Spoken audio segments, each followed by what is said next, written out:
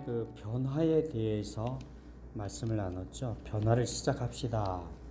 이런 제목으로 말씀을 나눴는데요. 사람들의 변화에는 여러 가지 요인들이 있습니다.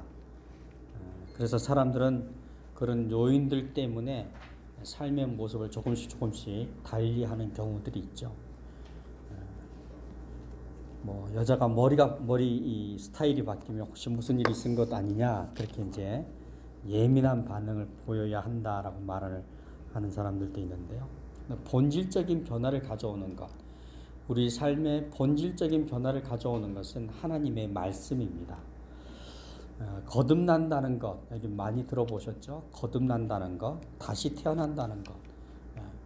사도 바울이 이걸 굉장히 중요하게 강조하는 내용이고, 성경이 이것을 굉장히 중요하게 말씀해 주는 건데요. 거듭난다는 것, 다시 태어난다는 것, 이것은 사람이 자기 의지로 이룰 수 있는 것이 아닙니다. 내가 뭘 많이 했다고 해서 내가 거듭나게 된다거나 다시 태어나게 되는 것은 결코 아니죠. 사람의 의지와는 사실은 아무 상관없는 것이 이 거듭남인 것입니다. 그것은 하나님의 말씀이 우리 안에서 역사할 때 일어날 수 있는 사건이죠. 하나님의 말씀이 우리 안에서 역사하게 되고, 그리고 그 말씀을 내가 믿게 될 때 비로소 다시 태어나는, 거듭나는 그런 은혜를 우리가 누릴 수 있게 됩니다. 그래서 하나님의 말씀이 나에게 들려온다는 것, 이것이 매우 중요한 것 같습니다. 하나님의 말씀이 우리 삶에 들려올 때, 내 인생에 들려올 때 비로소 우리는 변화를 시작할 수 있습니다. 그리고 변화된 삶을 살아갈 수 있게 되는 것이죠. 아브라함을 한번 생각해 보십시오. 우리가 쭉 아브라함에 대해서 지금 계속 어떻게 보면 함께 나누고 있는데요. 아브라함을 생각해 보면 아브라함은 어떤 사람이었습니까? 아브라함은 우상을 만들던 사람이잖아요. 우상을 만들어서 그것을 팔아서 먹고 사는 그런 사람이었습니다. 그리고 그의 나이는 75세, 그죠? 75세였고, 이런 것들을 봤을 때 그는 스스로 변화를 시작할 수 있는 사람이 아니었어요. 직업도 그랬고 나이도 그랬습니다. 결코 변화를 시도할 수 있는 그런 환경에 있지 않았습니다. 그런데 보십시오. 성경을 보면 아브라함이 변화하기 시작한 것이 무엇이냐라고 했을 때, 하나님의 말씀이 그에게 들려왔을 때, 그죠? 하나님의 말씀이 그에게 들려온 후로부터 아브라함은 변하기 시작하는 거죠. 아브라함이 자기를 위해서 무엇인가 새로운 일을 시작할 수 있는 그런 나이가 아니었지 않습니까? 아무것도 사실은 할 수 없는 그런 나이였습니다. 그런데 그는 놀라운 변화를 하지 않습니까? 왜 변화할 수 있었습니까? 그 놀라운 변화가 그 인생 안에서 일어날 수 있었던 이유가 뭐죠? 그것은 바로 하나님이 주도하셨기 때문입니다. 하나님이 그의 삶을 이끌어 가셨기 때문이죠.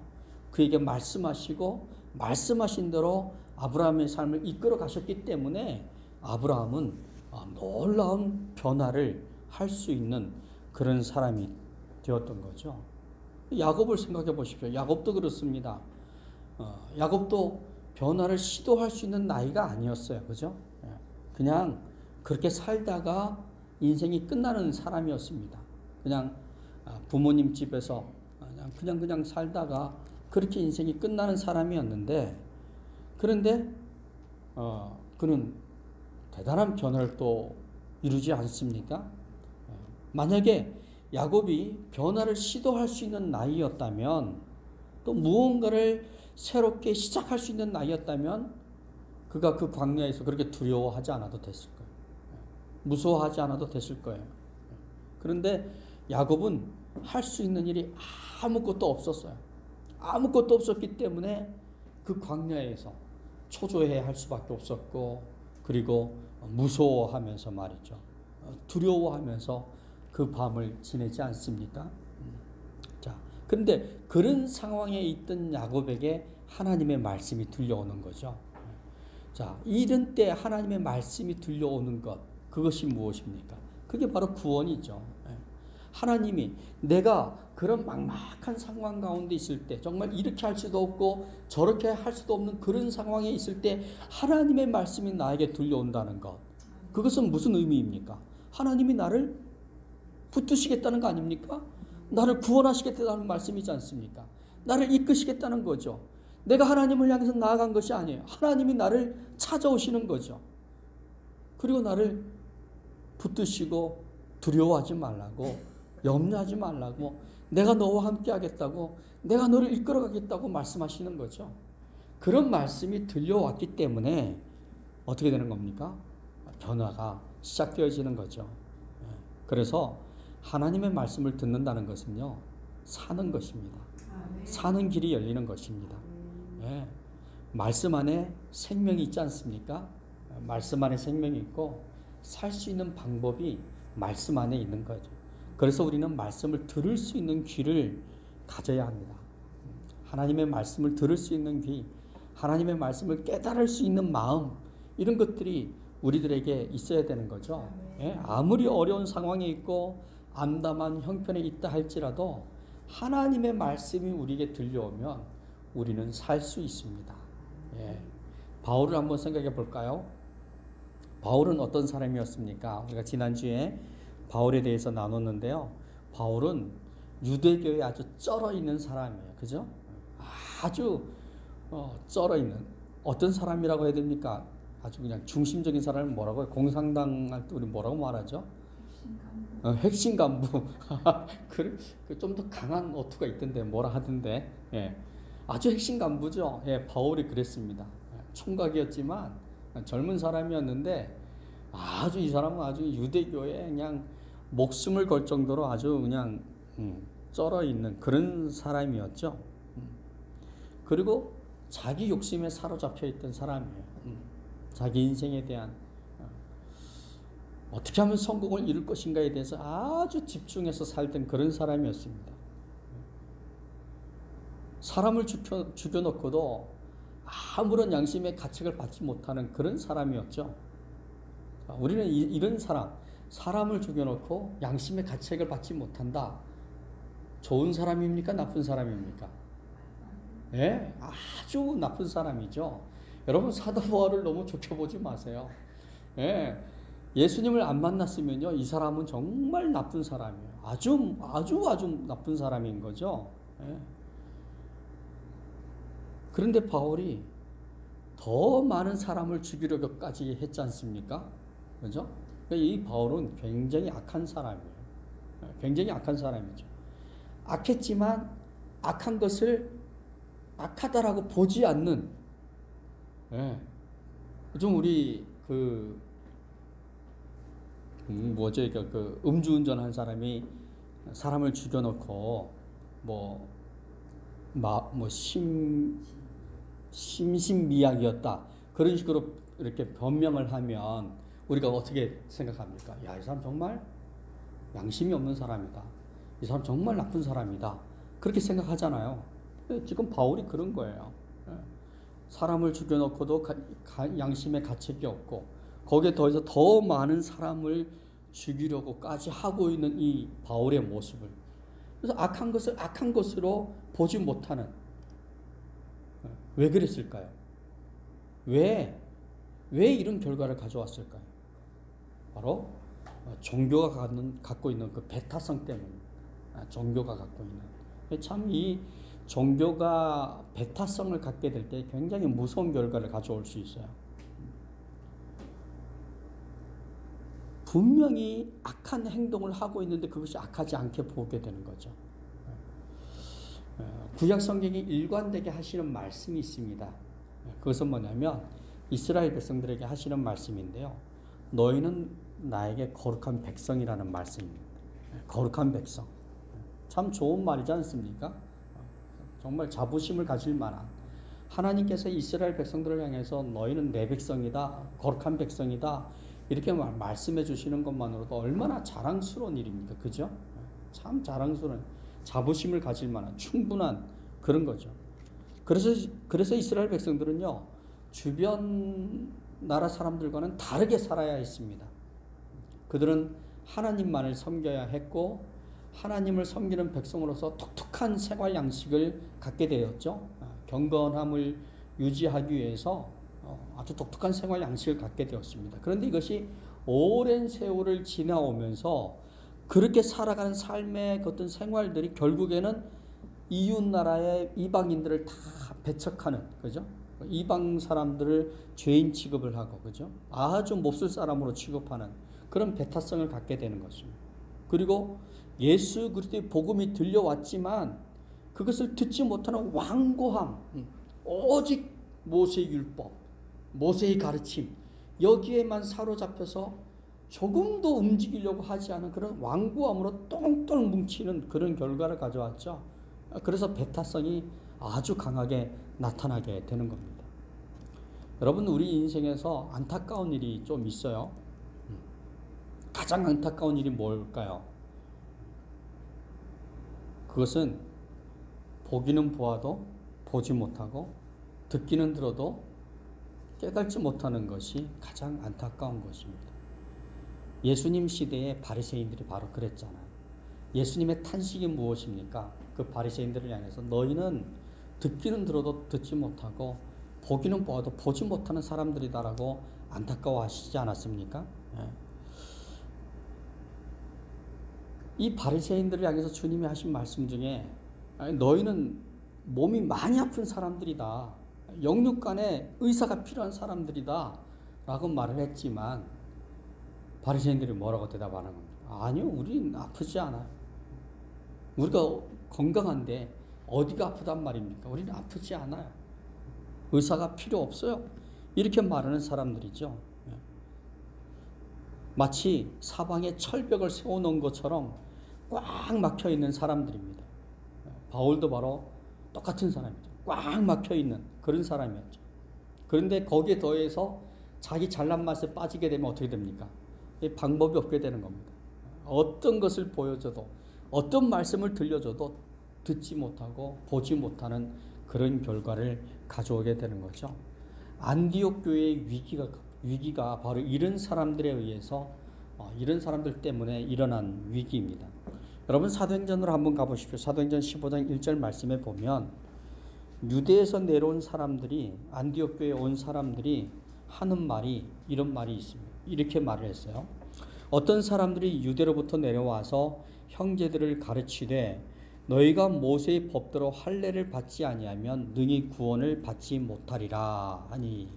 자, 유대에서 내려온 사람들이 하는 말이 무엇입니까?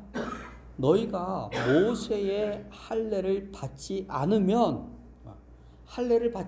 어떻게 된다고요?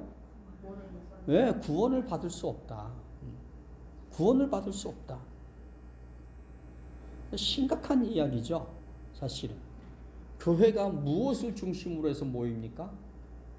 예수 그리스도의 대속과 그분이 우리에게 주시는 구원을 중심으로 해서 교회가 모이게 되는 건데, 그런데 유대에서 온 사람들이 무슨 말이냐, 너희가 할례를 받지 않으면 능히 구원을 받지 못할 것이다 라고 말을 하니까 너무 혼란스러운 거예요. 자, 그런데 여러분, 사도행전 2장 21절을 한번 보십시오. 사도행전 2장 21절에 보면 베드로가 오순절날 성령으로 충만함을 입은 후에 그 예루살렘에 있는 주민들을 향해서 메시지를, 하나님의 말씀을 선포하고 있는데요. 어떻게 말씀하고 있습니까? 사도행전 2장 21절, 누구든지 주의 이름을 부르는 자는 뭘 받으리라? 구원을 받으리라. 자, 구원의 조건이 무엇입니까? 주의 이름을 부르는 것입니다. 할례를 받는 이야기를 하고 있지 않아요. 베드로는 할례의 할자도 꺼내지 않아요. 뭘 얘기하고 있습니까? 주의 이름을 불러야 한다. 주의 이름을 부르면 구원을 받는다. 누구? 유대인들? 아니, 누구든지, 누구나, 어떤 사람이든지 주의 이름을 부른다면 그는 구원을 받게 될 것이다 라고 말씀하고 있는 거죠. 여러분, 우리가 분명히 해야 할 것이 있습니다. 무엇입니까? 구원이 누구에게로부터 오는 것인가 하는 것이죠. 누구에게로부터 옵니까? 구원은 예수 그리스도에게로부터 오는 것입니다. 구원은요, 예수님이 우리에게 주시는 것이에요. 자, 그런데 유대에서 온 사람들의 말은 뭐라고 말하고 있습니까? 모세의 할례를 받지 않으면, 모세의 법대로 살지 않으면 구원 못 받아. 지금 이 얘기를 하고 있는 거죠. 자, 이거는 단순히 역사적인 전통의 이야기를 하고 있는 것 같지만 냉정한 눈으로 보면 결국은 무엇을 부정하는 것입니까? 예수 그리스도께로부터 오는 구원을 부정하고 있는 것. 그것을 거절하고 있는 거죠. 자, 우리는 이것을 가리켜서 뭐라고 말합니까? 이단이라고 얘기합니다. 이단이라고 하죠. 예. 주님께로부터 오는 구원을 부정하고 사람의 법을 내세우는 것, 그것은 악한 것입니다. 하나님이 주시는 은혜를 부정하고 사람의 그 무엇을 내세우는 것은 믿음이 아닙니다. 그것은요, 아무것도 아니에요. 우리는 결코 사람의 의를 내세워서는 안 됩니다. 자, 그런데 모세가 가르쳐 준 그 율법이 오랜 시간을 지나면서 권위를 갖게 되니까 그것이 하나님을 대적하는 수단이 되는 거예요. 안타깝죠? 예. 그 사람들이 알고 했든지 모르고 했든지 그것은 성령의 사역을 회박하는, 그죠? 결과를 가져오는 것입니다. 여러분, 우리가 정말 믿음 생활할 때 조심해야 될 것이 바로 이런 부분이에요. 내가 알고 하든 모르고 하든 이것이 어떤 결과를 가져오는가를 우리는 잘 생각해 볼 필요가 있습니다. 예. 우리가 믿음으로 한다고 하지만, 그죠? 그것이 결과적으로는, 예, 덕이 안 될 때가 많이 있는 거예요. 교회에 유익을 끼치지 못할 때가 많이 있는 것입니다. 여러분, 구원이 무엇입니까? 구원은요, 새로운 것입니다. 옛것의 반복이나 답습이 아니에요. 구원은 변화죠. 변화입니다. 과거와의 단절이고요. 구원은 죄인을 구원하시는 하나님의 법입니다. 하나님의 방법이고 성령님의 법이죠. 그래서 구원은요, 전혀 새로운 삶을 시작하는 것이 구원입니다. 여러분, 우리가 누구를 따라야 됩니까? 모세입니까? 아니면 예수 그리스도입니까? 예수님을 따라야 되죠. 예, 예수님을 따라야 됩니다. 예수님을 따르는 것이 맞다라고 생각을 하신다면 여러분은 올바른 방향으로 변화를 시작하신 것입니다. 자, 그렇지만 그럼에도 불구하고 우리가 분명히 해야 될 것이 있어요. 한 번 더 짚어보고 갈 필요가 있는데요. 자, 오늘 본문이 우리에게 얘기해 주는 것이 바로 그거예요. 사도 바울이 예수님을 믿고 난 후에 이 구원이 얼마나 중요한 것인지, 얼마나 소중한 것인지를 깨달은 이후에 사도 바울은 끊임없이 이것을 강조해요. 자, 구원이 뭐냐라고 했을 때, 구원은 사람의 방법으로는 구원의 길이 없다라는 것입니다. 네. 사람의 방법으로는 구원의 길이 없다. 자, 오늘 본문에서요, 볼 수 있는 유대인들의 비극이 무엇입니까? 그것은 그들이 모세와 같지 않다라는 것입니다. 자, 모세가 어떤 사람입니까? 모세는 철저하게 하나님의 말씀을 따르는 사람이었습니다. 철저하게 하나님의 말씀에 순종하는 하나님의 일꾼이었습니다. 자, 그런데 유대인들은 하나님의 말씀을 잘 따르지 않아요. 순종하지 않아요. 모세가 전해준 하나님의 말씀을 유대교를 지탱하는 수단으로 삼았지만 그것이 자기들이 따라야 하고 자기들이 순종해야 할 말씀으로는 인정하지 않는 거죠. 모세에게 하나님의 말씀은요, 생명처럼 소중한 것이었습니다. 그렇지만 유대인들에게 하나님의 말씀은 옛날부터 전해져 내려오는 경전일 뿐이에요. 경전, 소중하죠. 그러나 이것이 생명은 아닌 겁니다. 귀한 것입니다. 역사성이 있고 권위가 있으니까 귀하기는 합니다. 그러나 그것이 생명처럼 소중하지는 않는 겁니다. 그래서 유대인들은요, 자기들의 형편에 맞게 이 말씀들을 바꾸기 시작하는 거예요. 그래서 유전이라는 게 만들어지고, 그죠? 사람의 교훈이라는 것이 만들어지고, 그렇지 않습니까? 요즘 말로 말하면 아마 이렇게 말할 수 있을 거예요. 현대적인 적용. 하나님의 말씀을 현대적인 이 상황에 잘 맞게 적용을 해야 된다. 아마 그렇게 표현을 할 수도 있을 겁니다. 그런데 여러분, 1000년이 지나도 바뀌지 말아야 할 것이 있어요. 그것이 무엇입니까? 그것은 바로 구원은 예수 그리스도에게로부터 온다라는 것입니다.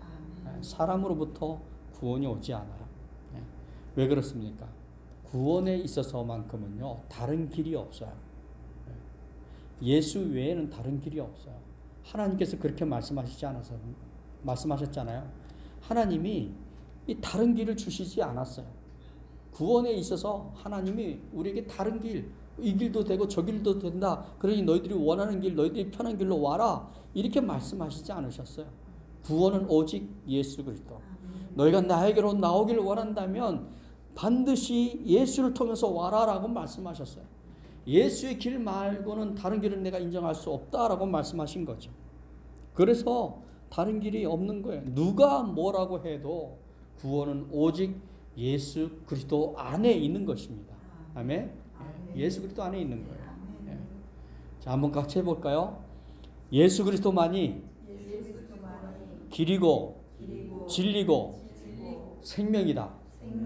아멘. 네, 그렇습니다. 예수 그리스도만이 길이입니다. 진리입니다. 생명이죠. 여러분, 우리 귀가 얇지 않습니까? 우리 귀가 참 얇아요. 귀가 얇아서 사람들의 말에 얼마나 휩쓸리니까 자주 휩쓸려요. 누가 이 말하면 그런 것 같다고 쏙 쏠리고, 누가 저 말하면 또 그걸로 씩 마음이 빼앗기고. 그런데요, 사람들의 말 그거 다 꽝입니다. 그거 별거 없어요. 그 가본들 따라가 본들 아무것도 없습니다. 괜히 사람들의 말에 휩쓸릴 이유가 없는 거예요. 어떤 사람은 많은 노력을 해야 된다, 수고를 해야 된다, 그렇게 하면 하나님의 은혜가 있다라고 말을 하지만 그럴싸한 말입니다. 아, 정말 그렇게 하면 하나님께서 은혜를 주시겠구나, 그런 말들을 우리가 생각할 수 있어요. 근데 하나님의 은혜는 하나님이 주시는 거죠. 내가 뭘 많이 했기 때문에 은혜를 주시고 못했기 때문에 조금 주시고 그러시는 분이 아니지 않습니까? 그죠?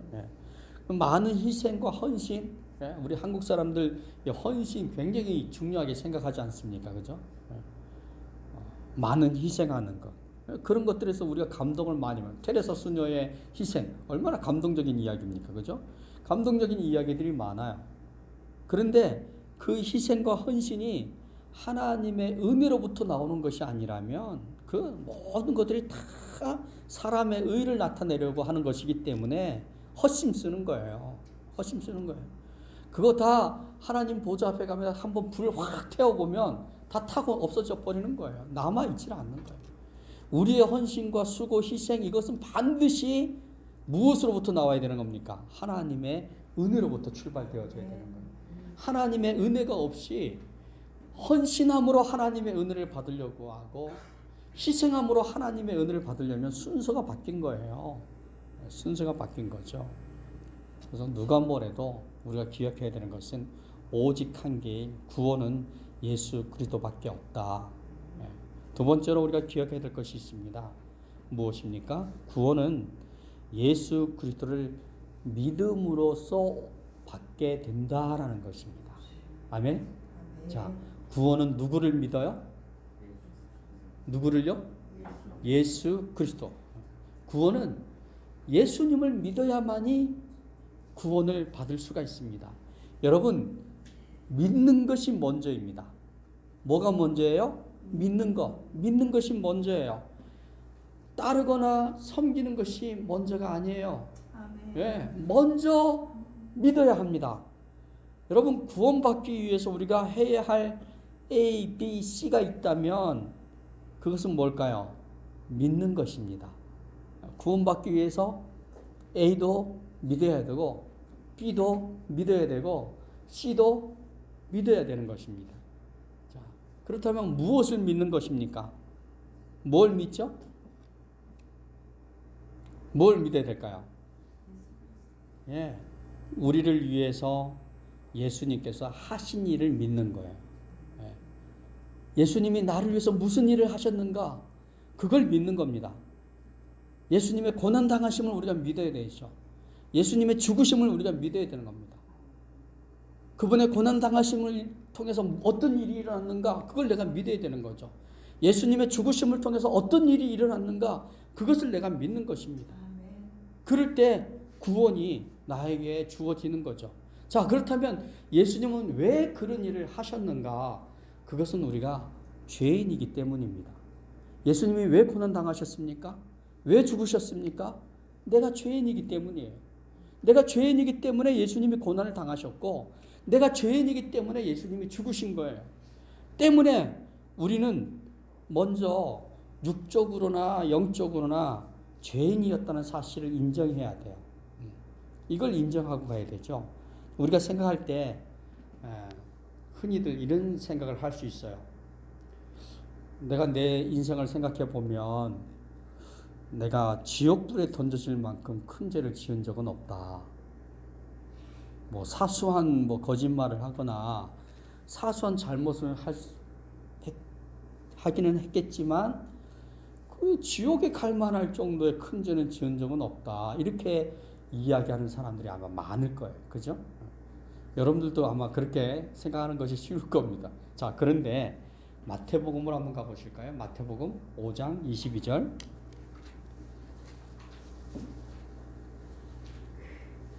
마태복음 5장은요, 산상수훈이잖아요. 예수님께서 제자들과 많은 무리들 앞에서 하나님 나라에 대해서 말씀을 전하시는 그 내용인데요. 22절 한번 같이 읽겠습니다. 시작. 나는 너희에게 이르노니 형제에게 노하는 자마다 심판을 받게 되고 형제를 대하여 나가라 하는 자는 공회에 잡혀가게 되고 미련한 놈이라 하는 자는 지옥불에 들어가게 되리라. 아멘. 자, 이게 무슨 말이에요? 나는 사소한 죄를 지을 수는 있었겠지만, 짓기는 했겠지만, 지옥불에 던져질 만큼 큰 죄를 지은 적은 없습니다. 라고 말하는 사람들에게 들려줄 수 있는 대답이에요. 자, 여기서 예수님이 지적하는 죄가 어떤 것들입니까? 크게 세 가지인데요. 첫째는 무엇입니까? 형제에게 화를 내는 자. 어떻게 된다고요? 심판을 받게 될 거다. 그리고 형제에게 욕하는 자, 라가라고 욕하는 그 사람은 어떻게 될 거라고요? 공회로 잡혀가게 될 것이고, 에이 저 미련한 놈, 이렇게 불평하는 그 사람은 어떻게 될 거라고요? 지옥불에 던져지게 될 것이다. 여러분 한번 생각해 보십시오. 여러분 친구에게 욕한 적 없으십니까? 있으시죠? 그럼 어디 갑니까? 지옥불 가는 겁니다. 욕 한 번 했을 뿐인데 그 결과가 뭐예요? 지옥불인 거예요. 자, 그러니 누가 지옥불에 안 들어갈 수 있겠습니까? 사소한, 우리가 생각하기에 그건 사소한 죄라고. 뭘 그러냐고. 사람이 화가 나면 욕 한 번 할 수 있는 거지. 그거 갖고 뭐 그러냐고. 그렇게 말할 수 있을런지는 모르지만 하나님은 그것에 대해서 동의하지 않는 거예요. 아니야. 너희가 그렇게 했다면 어떻게 된다는 거예요? 심판을 받게 될 것이고 지옥불에 들어가게 될 것이다 라고 말씀하고 있는 거죠. 자, 그렇다면 우리 주위에 누가 욕 안 한 사람이 있겠습니까? 누가 화를 안 내고 사는 사람이 있겠습니까? 저나 여러분이나 예수 믿고 난 이후 지금도 계속해서 욕할 때도 있고 화낼 때도 있고 그렇지 않습니까? 인간의 연약함인 거예요. 악함인 거죠. 이것이 육신의 죄가 가져오는 무서운 결과예요. 우리는 그것이 사소하다고 말하지만 그러나 그 사소한 것, 사소한 그 잘못, 사소한 그 죄가 가져오는 결과는 무서운 거죠. 근데 이 사소한 육신의 죄도 이렇게 무서운 결과를 가져오는데 영적으로 짓는 죄는 얼마나 더 무서운 결과를 가져오겠습니까? 그죠? 자, 그러면 영적으로 짓는 죄는 뭘까요? 영적으로 짓는 죄. 그렇죠. 자, 한번 보겠습니다. 로마서 1장 28절. 로마서 1장 28절 말씀에 보면 이렇게 말씀하고 있어요. 한번 찾아보세요. 로마서 1장 28절 같이 읽겠습니다. 자, 찾으셨습니까? 로마서 1장 28절 말씀. 자, 같이 읽겠습니다. 시작. 또한 그들이 마음에 하나님 두기를 싫어하며 하나님께서 그들을 그 상실한 마음대로 내버려 두사 합당치 못한 일을 하게 하셨으니. 자, 가장 큰 죄, 제가 생각하기에 영적인 죄, 가장 심각한 영적인 죄는 무엇입니까? 마음에 하나님 두기를 싫어하는 거예요. 하나님 두기를 싫어하는 거예요. 예배하자면 왜 그냥 싫어하고 짜증내고 기도하자 하면 그 기도 시간이 왜 이렇게 싫은지. 하나님을 섬기는 것이 마음에 싫은 거예요. 하나님을 마음에 두길 싫어하는 거죠. 자, 이런 사람들은 어떤 사람들입니까? 이런 사람들은 로마서 1장에 보면 불의로 진리를 막는 사람들이에요. 자기의 불의함으로 하나님의 진리를 막고 서 있는 사람인 거죠. 진리에서 돌아서서 사욕을 따르는 사람들입니다. 결과적으로 그런 사람들은 어떤 사람들입니까? 버려진 사람들이에요. 버려진 사람들. 그래서 그들을 기다리고 있는 것은 무엇입니까? 하나님의 심판인 거죠. 자, 그런데 놀라운 것은요, 오늘 본문이 우리들에게 해주시는 말씀이 무엇입니까? 바로 그런 사람을 위해서 예수님이 십자가의 대속물이 되셨다는 것 아닙니까? 놀라운 거예요.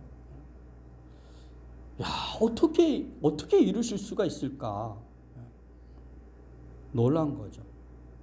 친구에게 화를 내는 작은 일조차도 죄라고 말씀하시는 하나님 앞에 누가 설 수 있겠습니까? 아무도 설 수 없는 거예요. 아무도 설 수 없는 거죠.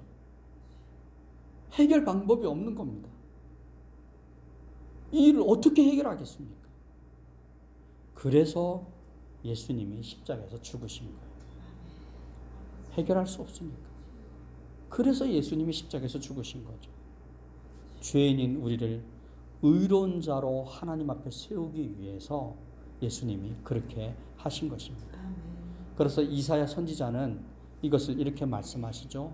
이사야 53장 5절과 6절 말씀에 그가 찔림은 우리의 허물 때문이요 그가 상함은 우리의 죄악 때문이라.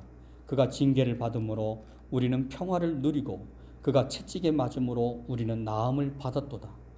우리는 다 양 같아서 그릇 행하여 각기 제 길로 갔거늘 여호와께서는 우리 모두의 죄악을 그에게 담당시키셨도다. 아멘.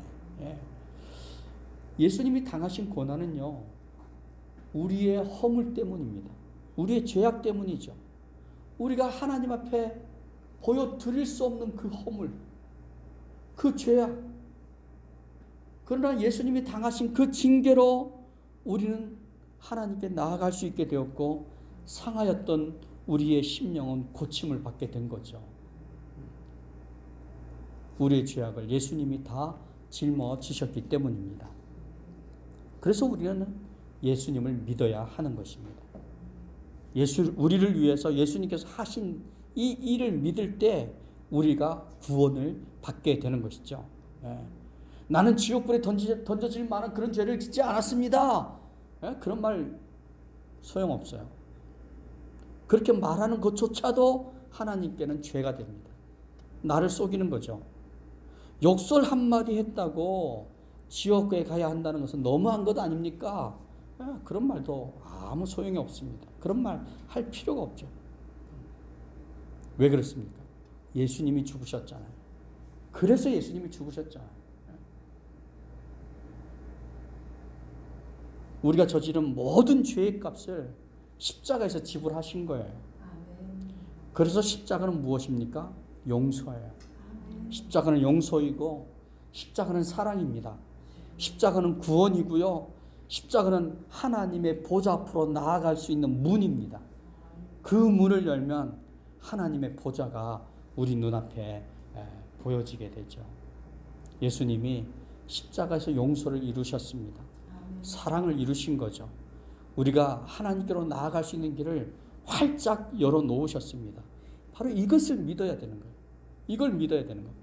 이것을 믿으면 우리의 죄가 용서되어질 뿐만 아니라 하나님의 자녀가 됩니다. 요한복음 1장 12절 말씀에 보면 영접하는 자, 곧 그 이름을 믿는 자들에게는 하나님의 자녀가 되는 뭘 주셨다? 권세를 주셨다라고 말씀합니다. 얼마나 놀라운 말씀입니까?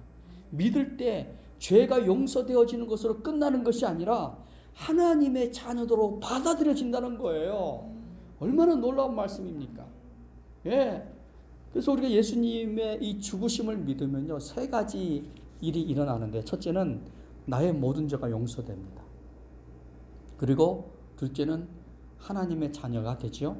그리고 세 번째는 우리가 하나님의 자녀니까 우리의 집은 어디입니까? 하늘나라가 우리의 집이 되는 거죠. 아멘? 예. 여러분, 예수님을 믿으시기 바랍니다. 예수님을 믿으십시오. 그것이 바른 길입니다. 그것이 바른 방향으로 가는 것입니다. 그리고 마침내 우리를 천국에 이르게 하는 거죠. 예수님께서 도우실 것입니다. 여러분들이 예수님을 믿으면 예수님이 여러분들 삶 곁에서 여러분들을 도우실 겁니다. 성령님께서 그 믿음의 길을 갈 수 있도록 함께 하실 것입니다. 자, 오늘 말씀을 들으면서 한번 점검해 보길 원해요. 여러분, 바른 길을 가고 계십니까? 누구와 가고 계십니까? 혹시 혼자 가고 있지는 않습니까? 믿음의 길은 혼자서는 갈 수 없는 길입니다. 믿음의 길은요, 죄를 가지고는 갈 수 없는 길이에요. 용서에 대한 확신이 있는 사람만이 갈 수 있는 길입니다. 예수님을 의지하고 성령님의 인도하심을 따라야만 갈 수 있는 길이죠. 여러분, 그 길을 그렇게 가고 계십니까? 예수님을 의지하고 성령님의 인도하심을 따라 가고 계십니까? 예, 변화는 바른 방법으로 이루어져야 합니다.